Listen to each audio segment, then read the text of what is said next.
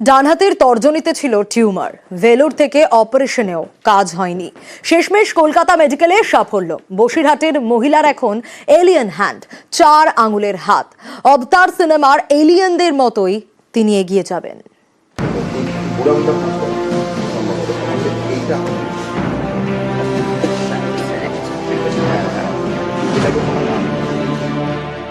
হাতের আঙুলে টিউমার, একাধিকবার অপারেশন, ভেলোরেও গিয়েছিলেন, তারপরেও সমস্যার সমাধান হয়নি।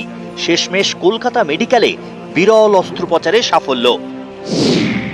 বছর 35-এর মহিলার নাম কৌশল্যা বাছা, উত্তর 24 পরগনার বসিরহাটের বাসিন্দা।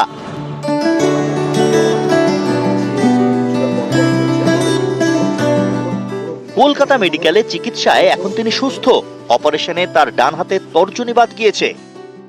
এখন আমি ভালো আছি, এখন আমার কোনো অসুবিধা হচ্ছে না। তবে মাঝে মাঝে মনে হচ্ছে আঙুলটা ছিল, আঙুলটা আছে, এরকম মনে হচ্ছে। ভালোভাবে অপারেশনটা করেছেন বলে আমি ভালো আছি। কলকাতা মেডিকেল কলেজে গত 31শে ডিসেম্বর সে অস্ত্রোপচার করা হয় এবং জেমস ক্যামেরনের যে সিনেমা অবতার, সেখানে দেখা গেছিল 4টি আঙুল নিয়েই ভিন গ্রহের পাড়িরা অসাধ্য সাধন করেছিল। এবার থেকে সেই মহিলারও 4টি আঙুল নিয়ে সাধারণ জীবনযাপনের দিকে এগিয়ে চলবেন। এটা আছে অর্থোপেডিক্সে এলিয়ান হ্যান্ড বলে একটা জিনিস আছে। এলিয়ান হ্যান্ড মানে যার আঙুলের সংখ্যা কম। অবতার সিনেমাটা দেখেন, ভিন গ্রহের প্রাণী ছিল, তাদের হাতের মানে এই আঙুলটা নেই। ওই 4টে আঙুল দিয়ে তারা অনেক দারুণ দারুণ মানে হচ্ছে কাজ করে বেড়াচ্ছে। আর ওইটা একটু মাথায় ভিজুয়াল ইমপ্রেশন ছিল যে তাহলে এই আঙুলটা বাদ দিয়েও কিন্তু ও অ্যাক্টিভলি সবকিছু কাজকর্ম করতে পারবে। টিউমারের সঙ্গে আঙুল বাদ, যন্ত্রণা থেকে মুক্তি, এ লড়াই শুরু হয় বছর 7 আগে।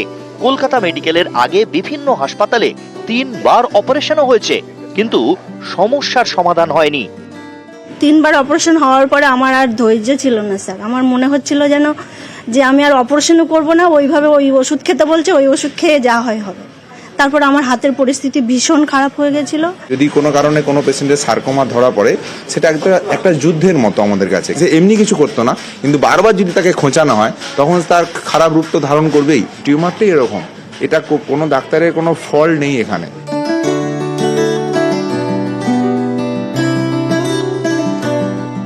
চিকিৎসা বিজ্ঞানে এই বিষয়টিকে বলা হয় এলিয়ান হ্যান্ড। বাইরে খরচ ছিল প্রায় 15 লক্ষ টাকার কাছাকাছি। সম্পূর্ণ বিনামূল্যে সেই অস্ত্রোপচার সম্ভব করলো কলকাতা মেডিকেল কলেজ। ক্যামেরায় মনোজ যাদবের সঙ্গে রৌনক দত্ত চৌধুরী, নিউজ 18 বাংলা, কলকাতা।